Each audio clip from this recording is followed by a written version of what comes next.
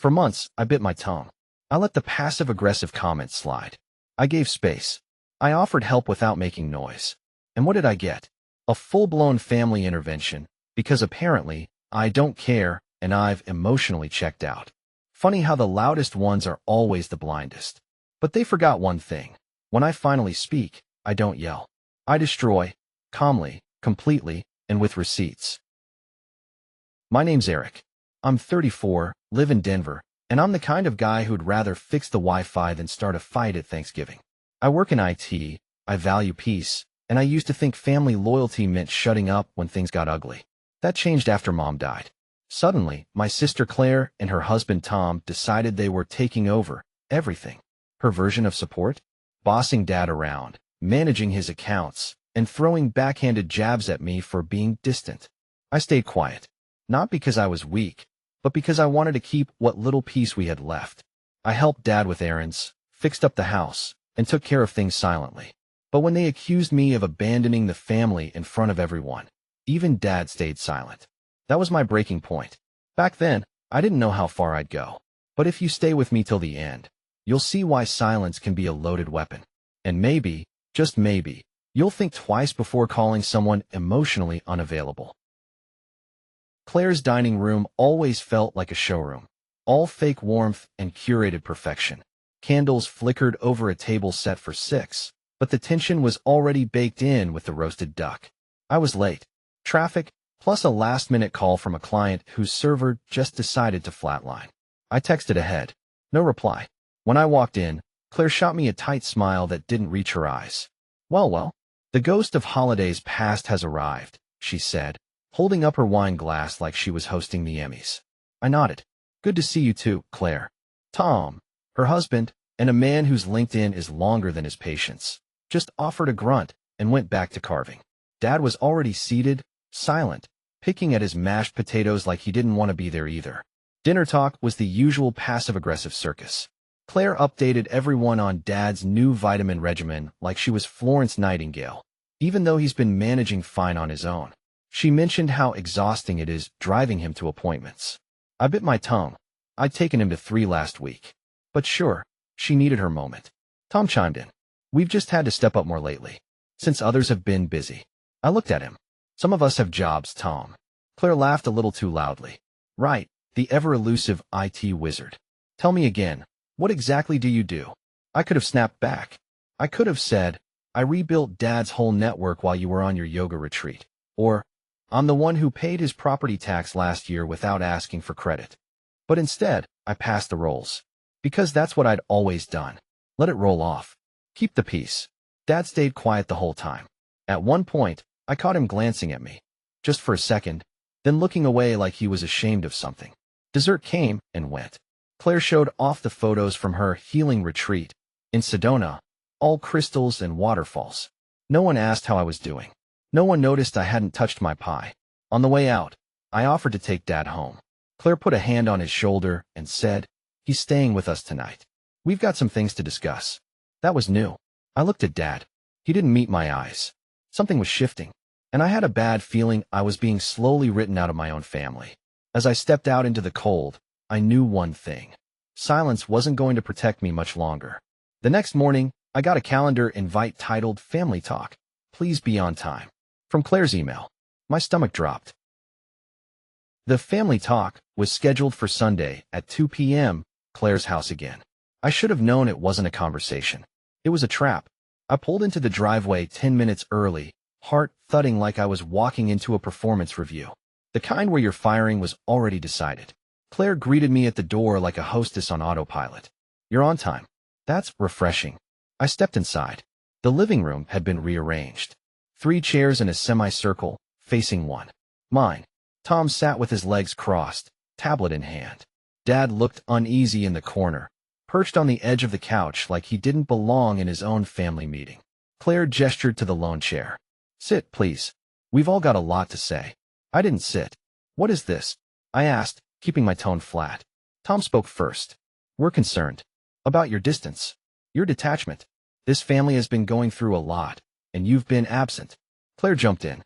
Dad's grieving. We're all grieving. But you've been using work as an excuse to disappear. I looked at Dad. Is that how you feel? He looked down. I just wish you'd come around more. That cut deeper than anything Claire could have thrown. Claire, emboldened, stepped closer. Do you even want to be part of this family anymore, Eric? Or are you just waiting for the will to get read? My mouth went dry. Excuse me. She pulled out a folder. Yes, a damn folder. Filled with printouts. Screenshots of unanswered texts, some over a year old. Voicemails I hadn't returned because I'd been working overnight. Even an email I sent Dad with a link to a medication reminder app. She'd printed that out too. This, she said, holding it up like Exhibit A, shows a pattern. Emotional neglect. I could hardly believe what I was hearing. Claire, are you building a case against me? We're setting boundaries, Tom said. If you can't show up, you can't expect to make decisions about Dad's care. Decisions? I echoed. What decisions? You changed his Medicare plan without even telling me. Claire didn't blink. Because you weren't involved. I turned to Dad again. You let them do this? He looked small. They said you didn't want to help. That was it. The line that broke something in me. I didn't argue. I didn't yell. I just stood there, absorbing it all. The theater, the manipulation, the betrayal from someone I'd wiped soup off of when she was 6. Okay, I said quietly. Thanks for the clarity. Then I walked out. No slamming doors. No final words. Just a quiet exit, and a mind already assembling a plan. That night, I found the first bank transfer. Claire had paid $4,800 from Dad's account to her Amex. And that was just the beginning. I didn't sleep that night.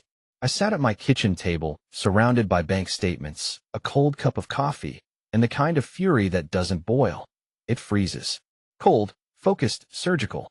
Dad had added me as a view-only user on his online banking years ago, just in case, he said, back when trust wasn't something we questioned. I never touched it. Never needed to. But now, I combed through every transaction from the past 12 months. That $4,800 payment to Claire's Amex? Just the tip of the iceberg. There was a $2,000 withdrawal labeled Home Services, but Dad hadn't had any work done. A $1,500 consulting fee to Tom. Another $3,200 in PayPal transfers. All to Claire's personal email. It wasn't theft. Not technically. But it wasn't caregiving either. The kicker? She labeled everything under elder support in his Quicken categories. Neat. Sanitized. Like it wouldn't reek if someone actually paid attention. And someone would. Me. But I wasn't about to walk into another ambush. I needed evidence. Clean, admissible, and undeniable. Next morning, I called Dad under the pretense of checking in. Hey, mind if I stop by later? Need help with that thermostat again. He agreed. Claire wasn't home. She's at yoga, he said. Of course. I brought him lunch, reset his TV again, and then, casually, asked if I could help set up the Ring camera I'd gotten him for Christmas but never installed. Good for safety, I said. He nodded. Sure, I guess. I set it up facing the main hallway, discreetly positioned, and synced the audio feed to a hidden cloud folder I controlled. Dad was unaware of the full extent, but I had his verbal okay for the cam, and that was all I needed. Over the next week, I made sure to visit often, under the radar. Fixing faucets, bringing groceries, checking in. And every time I left, I listened. Claire had no filter when she thought she wasn't being watched. You think Eric's gonna come crawling back now? She laughed one day to Tom, not knowing the Ring had caught her clearly. Let him cry to his little lawyer friends. Power of attorney is mine. That was the first recording. The next one was worse. She was talking to a friend on speakerphone. Honestly, Dad doesn't even know half of what I've changed. He signs whatever I give him. You think Eric can undo that with his nerdy spreadsheets? Please. I saved everything. Time-stamped. Labeled. This wasn't about revenge anymore. It was about proving I'd been right all along, and making sure no one could ever say I was emotionally checked out again. 3 days later, I booked an appointment with a lawyer, and the first thing she said was, "Good. You're documenting. Now let's hit them where it hurts, legally." You know what's worse than being lied about? Watching people believe it, because the liar cries louder than you speak. Claire kicked off her next phase like it was campaign season. She sent a heartfelt message to our extended family group chat on Facebook. Something like, "We're doing our best, but it's been so hard watching Dad get older. I just wish Eric was more present. I think he's hurting too, but shutting down doesn't help anyone." Cue the pity parade. Aunt Marlene. So sorry, sweetie. Some people just can't handle grief. Cousin Jeff. Wow. Didn't know Eric was that detached. Thought he was the good son. I wanted to scream. Instead, I screenshotted everything. She even texted me directly. Don't worry, we're taking care of things. Just focus on your little projects. My little projects? Like making sure Dad didn't get legally steamrolled? I didn't reply. I had bigger things to do. First, I met with Angela, my lawyer. Sharp as a tack and twice as patient. She reviewed the ring audio and bank records with the glee of someone building a courtroom death blow. She's abusing her position as power of attorney, she said. And if we can prove Dad wasn't informed or was misled, we can revoke it. Second, I brought Dad in for a checkup, not just for his blood pressure, but for a full cognitive assessment. He passed, with flying colors. Angela smiled when I handed her the report. Excellent. That means Claire can't claim he's too confused to reverse things. He's legally capable. So now we act. I wanted to give Dad the full picture right then. But I waited. Not out of fear, out of strategy. We needed everything airtight. Meanwhile, Claire kept spinning her web. She threw a wellness fundraiser for Dad at her house. Sent out invites with stock photos of old men smiling under trees. Claimed she was offsetting his prescription costs. The irony? I'd paid for those prescriptions out of pocket just a month ago. When I showed up, uninvited, her face went pale. Wow, she said, loud enough for the crowd to hear. Didn't think you'd come. You usually skip the important stuff. I smiled. Wouldn't miss it. I hear there's cake. She tried to corner me in the kitchen. What are you doing here? I leaned in, taking notes. Her eyes flickered, just for a second. The mask slipped. She knew I was up to something, but she didn't know how much I had. Yet, that night, the ring caught her saying, once Dad signs the next doc, it's locked in. Eric's out for good. She didn't know that document would never see the light of day. Angela didn't waste time. First, she said, tapping her pen on the file, we file a petition to revoke Claire's power of attorney based on misrepresentation and breach of fiduciary duty.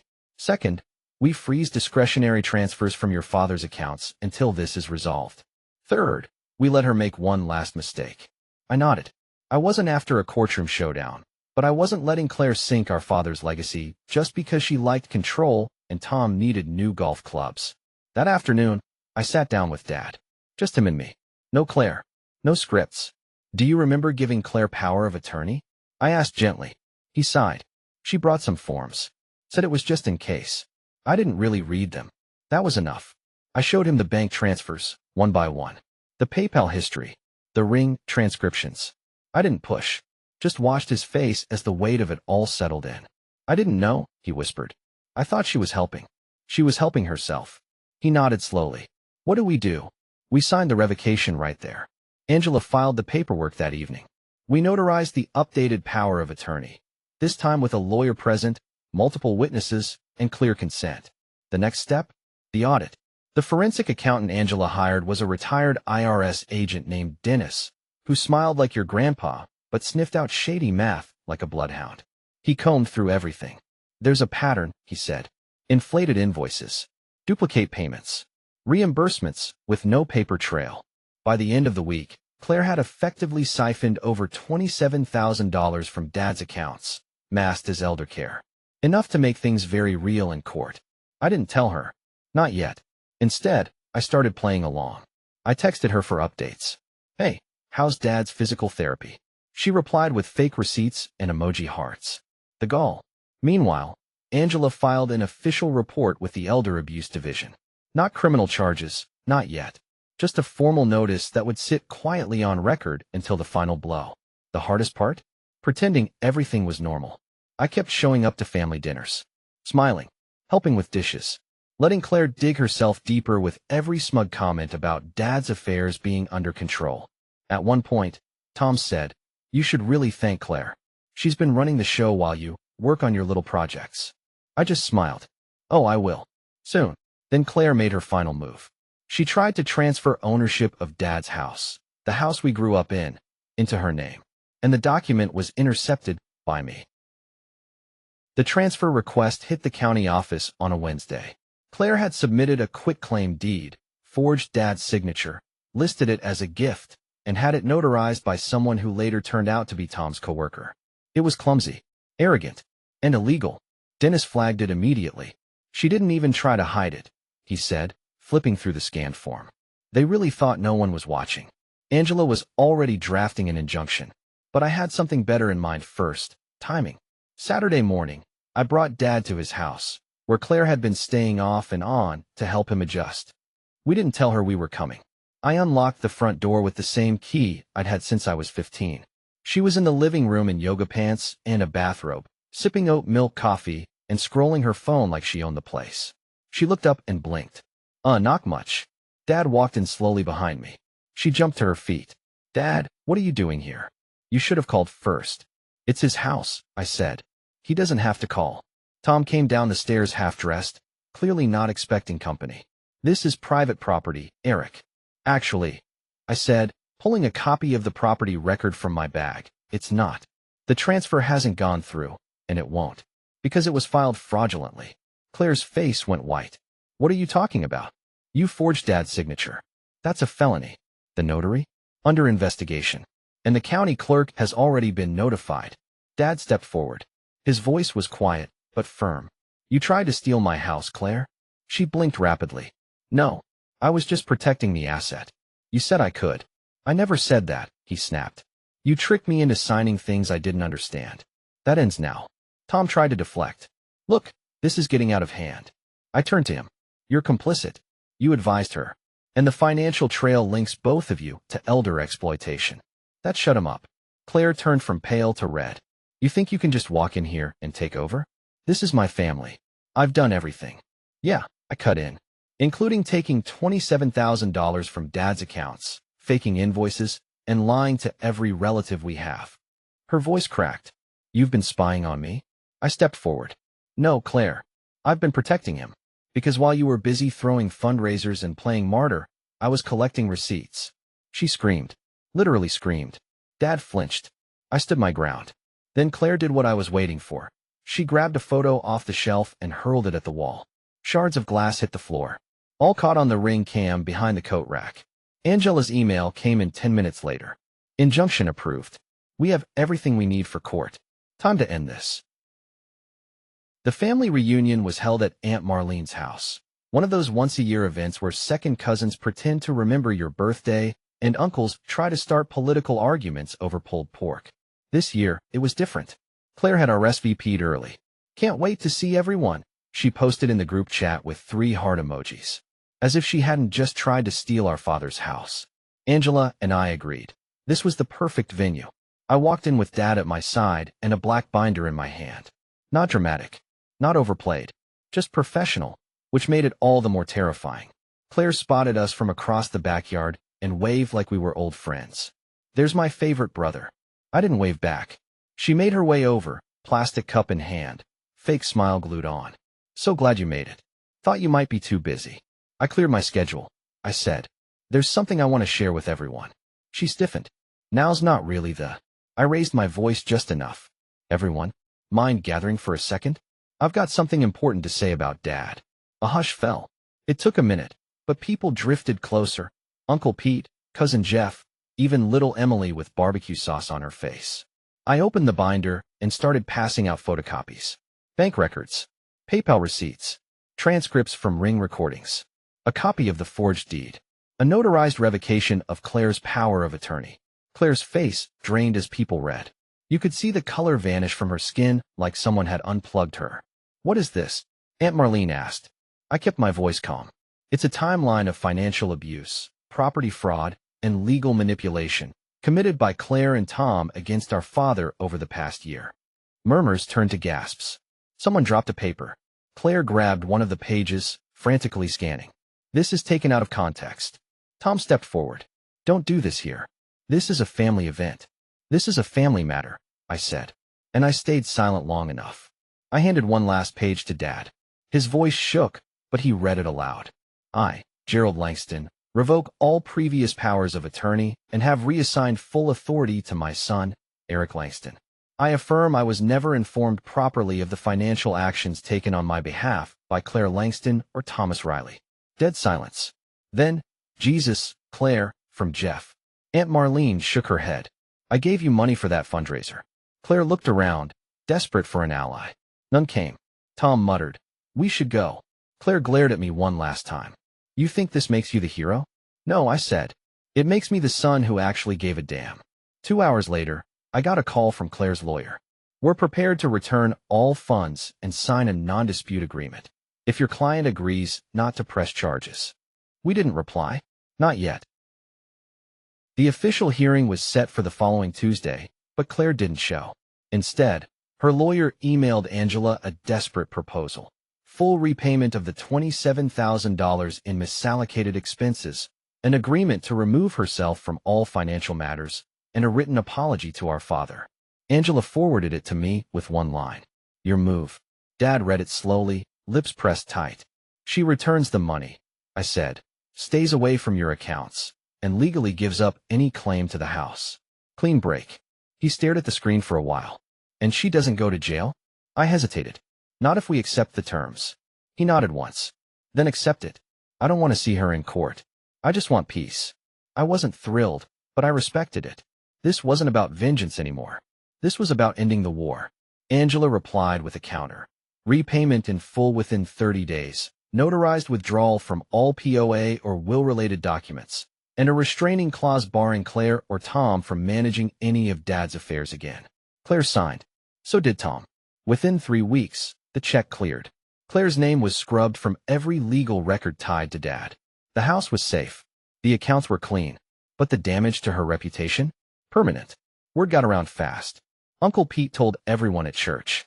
Cousin Lydia posted a vague but scathing status on Facebook that read, "Funny how some people scream, 'family first,' while robbing the one who raised them." Claire tried to spin it. "We just had a misunderstanding," she wrote in a group chat. It was all cleared up privately. No one bought it. Tom deleted his LinkedIn for 2 months after someone commented elder abuse under one of his humble brag posts. And Dad? He stopped flinching when the phone rang. He started gardening again, smiling again. One night we sat on the back porch, watching the sprinkler arc over the lawn. "She always wanted to be in control," he said, "even as a kid. But I never thought she'd go that far. She saw you as a resource, not a father," I said quietly. He nodded. "But you showed up, even when I thought you didn't care." That hit me harder than I expected. "You never had to say it," I muttered. "I just wanted to keep things calm." "I know," he said. "But sometimes, silence looks like absence." Fair point. A week later, Claire sent me a letter. 3 pages, handwritten. No apology, just excuses. I tossed it in the shredder without reading the second paragraph. The house felt different now. Not just quieter, but lighter. Like someone had finally turned off a buzzing fluorescent light that no one realized was driving them insane. Dad started inviting neighbors over again. He signed up for a local bowling league. Every Tuesday, I'd drop him off at the alley and he'd wink. Try not to miss me too much. He even got a smartphone, by choice. Said he wanted to FaceTime me, like the cool grandparents do. As for Claire and Tom, they moved to Arizona. Scottsdale, I think. One of those sun-drenched places where people go to pretend their past doesn't follow them. She deactivated her Facebook. Tom resurfaced with a vague new title, Private Financial Consultant. I never responded to Claire's letter, but I did keep a scanned copy, just in case. At Thanksgiving, the energy was different. Real conversations. No staged wellness updates. Aunt Marlene even teared up a little when she hugged Dad. "I'm so glad you're still you," she said, "and that you've got someone looking out for you." We didn't need to say who. Extended family apologized for not asking questions sooner. I didn't hold it against them. Claire was persuasive, loud, emotional, just manipulative enough to sound like a martyr. I used to think staying out of drama meant staying moral. Now I know. Silence can be mistaken for absence. And too much peacekeeping can make people think you don't care. But the truth? Caring doesn't always look like noise. Sometimes it's receipts, legal filings, early morning drives to doctors' offices, watching from the background, gathering everything, until the day you don't stay silent anymore. One evening, Dad called me over to help fix his TV again. Though I'm convinced he accidentally resets it just to spend time. While we sat there watching reruns, he turned to me and said, "You know, I always thought you were quiet because you didn't know what to say." I smirked. Turns out I was just waiting for the right moment. He laughed. "Well, when you did speak up, you blew the damn roof off." We clinked mugs of lukewarm coffee. No fireworks. No speeches. Just a father and son, watching the credits roll on a chapter neither of us expected, but both of us survived. 3 months later, I got a letter from the county. Claire's forged deed had triggered a full investigation, not just of my dad's case, but 3 other caretaking situations she'd been paid for. I didn't plan to follow up, but if they call me to testify, I'll be there. Dad's house is quiet now, the good kind of quiet. No whisper fights behind closed doors. No fake wellness meetings. No tension humming beneath polite smiles. Just the soft creak of the porch swing and the distant hum of lawn sprinklers. Claire's out of the picture. Legally, financially, emotionally. And if the investigators dig deeper into her consulting gigs, she may be out of a lot more soon. As for me, I don't stay silent anymore. Not because I like confrontation, but because I finally learned that speaking up isn't betrayal. Sometimes, it's the only way to protect what matters. Dad sleeps soundly. So do I. And Claire? Last I heard, she's hosting webinars on family leadership. Whatever helps her sleep at night. But around here, peace isn't just a word on a candle label anymore. It's real. And it's mine.